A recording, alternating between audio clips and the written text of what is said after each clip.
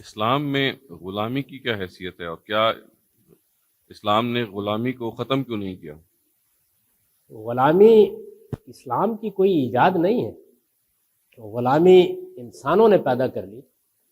جس طرح آج کے زمانے میں آپ کی پوری معیشت کا انحصار سود پر ہے، سودی بینکاری کا نظام ہے جو ساری معیشت کو کنٹرول کرتا ہے، یہ بھی اسلام نے پیدا نہیں کیا۔ تو ایسے ہی غلامی بھی اسلام نے پیدا نہیں کی، یہ بڑی غلط فہمی ہے، اس کو رفع کر لینا چاہیے۔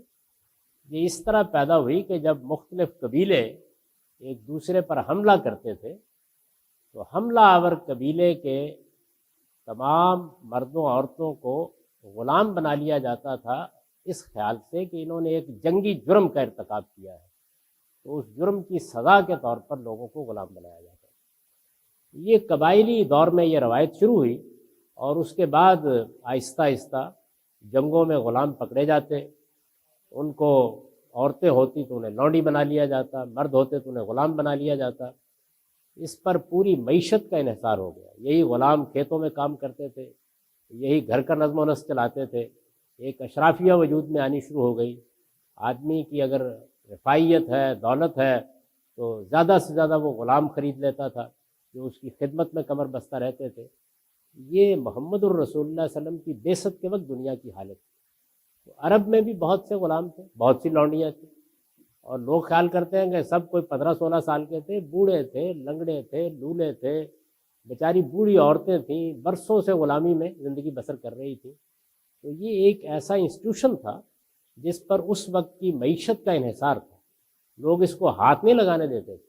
آپ کے علم میں ہے کہ امریکہ میں اس پر کتنی بڑی جنگ ہو گئی تھی۔ یہ ایک ایسی چیز تھی کہ جس کو بالکل یوں سمجھ لیجئے کہ ایسے ہی روا رکھا جاتا تھا، جیسے آج اگر کوئی آدمی یہاں بیٹھ کے کہہ دے میری طرح کہ ہم بینکاری کے نظام کو ختم کر رہے ہیں، تو آپ سب اٹھ کے احتجاج کرنے لگ جائیں گے۔ یہ صورتحال غلامی کے بارے میں پیدا ہو گئی۔ تو اس صورتحال میں محمد الرسول اللہ صلی اللہ علیہ وسلم نے، میں اس وقت اس پہ گفتگو نہیں کر رہا کہ خود اس سے پہلے حضرت موسیٰ نے اس کے ساتھ کیا کیا، اس کی داستان بھی تورات میں ہے۔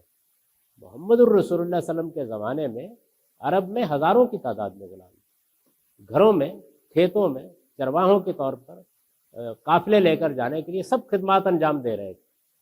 تو ان کے معاملے میں محمد الرسول اللہ صلی اللہ علیہ وسلم پر جو اللہ کی کتاب نازل ہوئی، اس نے کیا طریقہ اختیار کیا کہ اس سے نجات پائی جائے؟ یعنی غلامی کو ختم کرنا ہے، یہ ظاہر ہے کہ ایک لعنت تھی، اس کو ختم ہونا چاہیے تھا، لیکن ختم کرنے کا طریقہ کیا اختیار کیا جائے؟ کیونکہ اگر اگلے دن یہ اعلان کر دیا جاتا کہ سب غلام اور لونڈیاں آزاد ہیں، تو آپ جانتے ہیں کیا ہوتا؟ یعنی جن کو چھت میسر ہے ختم ہو جاتی ہے، جن کو روٹی مل رہی ہے تو کوئی دینے کے لیے تیار نہ ہوتا، وہ گلی میں پھینک دیے جاتے ہیں، اس لیے کہ آزاد ہو گئے، اب لوگوں پر ذمہ داری ختم ہو گئی۔ تو اس کا شدید اندیشہ تھا کہ عورتیں کعبہ گری کرتی اور مرد بھیک مانگ رہے ہوتے۔ تو یہ ایک بڑی ہی غیر معقول بات ہوتی ہے اگر اس طرح کیا جاتا ہے۔ تو اس کے لیے طریقہ یہ اختیار کیا گیا کہ پہلے تو اس کے بننے کا دروازہ بند کیا گیا۔ یعنی بنتے کب تھے؟ جب جنگ ہوتی تھی۔ تو پہلی جنگ کا موقع جب پیش آیا، یعنی یہ موقع پیش آ گیا کہ اب بدر میں مارکا ہوگا، تو اللہ تعالیٰ نے سورہ محمد میں یہ اعلان کیا کہ جب بدر کا مارکا ہو اور اس بدر کے مارکے میں تم اچھی طرح سے خون ریزی کر چکو اور پھر قیدی پکڑ لو، تو اب کسی قیدی کو غلام نہیں بنایا جائے، بلکہ ان کے لیے دو ہی شکلیں ہوں گی، فَإِمَّا مَنًّا بَعْدُ وَإِمَّا فِدَاءً، یا ان کو احسان کر کے رہا کر دیا جائے گا اور یا ان سے فدیہ لے لیا جائے گا۔ تو اس طرح سورہ محمد کی اس آیت نے غلام بننے کا راستہ ہمیشہ کے لیے بند کر دیا۔ یعنی مسلمانوں کو بتا دیا گیا کہ اب قیدیوں کے معاملے میں یہ آپشن ختم ہو گیا ہے، اب کسی کو غلام نہیں بنایا جائے گا۔ رسالت مآب صلی اللہ علیہ وسلم نے اپنی پوری زندگی میں اسی حکم پر عمل کیا، چنانچہ بدر میں بھی کسی کو غلام نہیں بنایا گیا، احد میں بھی کسی کو غلام نہیں بنایا گیا، احزاب میں بھی کسی کو غلام نہیں بنایا گیا، حنین میں بھی کسی کو غلام نہیں بنایا گیا۔ تو رسالت مآب صلی اللہ علیہ وسلم نے قرآن مجید کے ذریعے سے گویا غلاموں کے آنے کا، یعنی جہاں سے پانی آ رہا تھا اس کا خاتمہ کر دیا۔ اس کے بعد اب سوال تھا جو موجود ہیں ان کے ساتھ کیا کرنا ہے؟ تو اس کے لیے ایک طویل اصلاحی پروگرام جاری کیا گیا۔ اس کی ابتدا یہاں سے کی گئی، جیسے کہ آپ سورہ بلد میں دیکھتے ہیں کہ اللہ تعالیٰ نے بڑی اپیل کے انداز میں جیسے کہ ترغیب دی جاتی ہے اور بڑی دردمندانہ طریقے کی ترغیب دی گئی کہ دیکھو اگر نیکی کو حاصل کرنا چاہتے ہو تو فق و رقبہ گردنیں چھڑاؤ. یہ گردنیں چھڑاؤ کی جو تعبیر ہے یہ بھی اس لیے اختیار کی گئی کہ لوگ یہ سمجھیں کہ یہ بیچارے کس چیز میں گرفتار ہیں، ان کو چھڑایا جائے. اسلام کے پاس کوئی طاقت نہیں تھی اس وقت، اس لیے ترغیب کا طریقہ اختیار کیا گیا. تو لوگوں نے غلاموں کو آزاد کرنا شروع کیا، یعنی اس کو ایک بڑی نیکی قرار دے دیا گیا. آپ اگر سورہ بلد میں پڑھیں تو ایمان کا ذکر بعد میں ہے اور شروع کیا ہے کہ اگر تم یہ گھاٹی چڑھنا چاہتے ہو نیکی کی تو فق و رقبہ گردنیں چھڑاؤ. اس سے ابتدا ہوئی.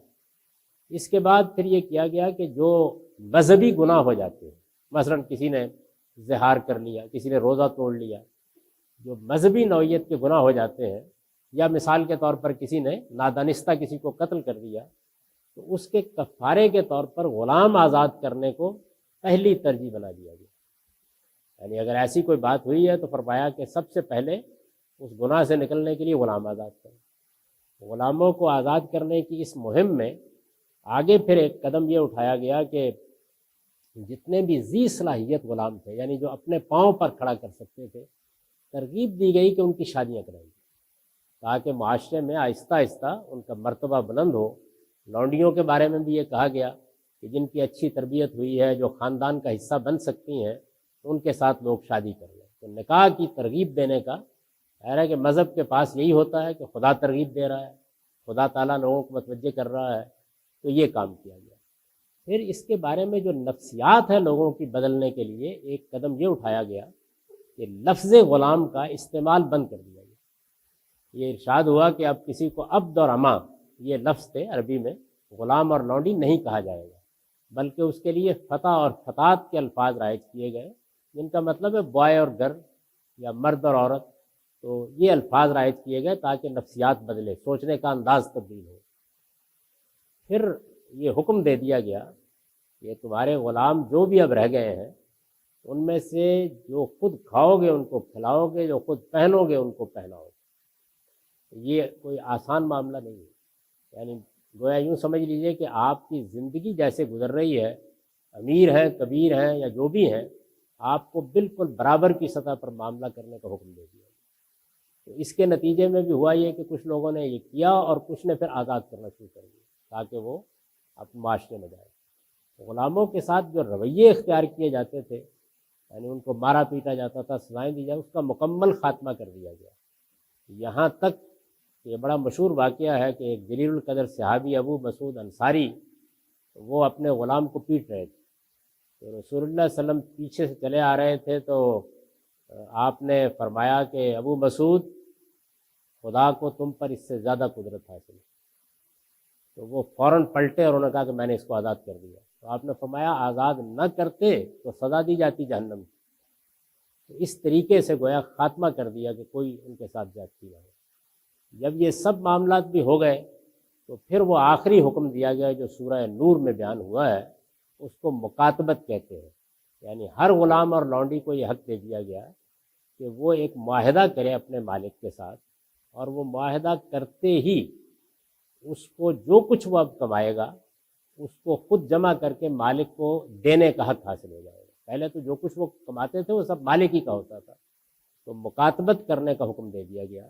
اس سے مقصود یہ تھا کہ جو آدمی اپنے آپ کو اپنے پاؤں پر کھڑا کر سکتا ہے، جو خاتون اپنے آپ کو پاؤں پر کھڑا کر سکتی ہے، ان کے لیے آزادی کی راہ کھول دی جائے. تو اس طرح گویا اسلام نے غلاموں کی آزادی کا پروانہ ان کے ہاتھ میں پکڑا کے ان سے کہا کہ اس پر خود تحریک لکھ لو، جو بھی لکھ لو. اس طرح سے غلامی کے انسٹیٹیوشن کو ختم کیا گیا ہے. یہ اسلام کا کوئی حصہ نہیں.